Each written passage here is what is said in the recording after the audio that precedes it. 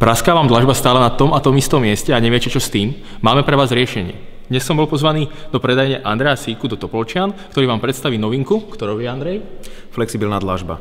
Jedná sa o dlažbu talianskeho výrobcu, ktorý používa prísady do hornín, ktoré sú flexibilné. A na základe tohoto uvidíme, do akej miery dokáže byť dlažba flexibilná.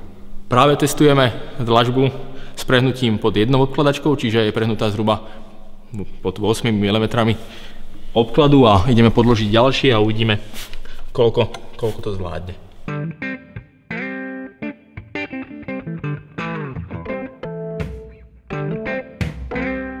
Mysleli ste si, že niečo také nie je možné? Je to možné. Takže ak máte problém s dilatáciami, nechcete ich použiť, alebo máte na pláne rekonštrukciu a dilatácie chcete umiestniť trošku inak, prípadne podlahové kúrenie a bojíte sa praskania dlažby, toto je ideálny spôsob, ako to vyriešiť bez toho, aby ste sa obávali, že vám dlažba bude pravidelne praskať a budete musieť rekonštrukciu zopakovať.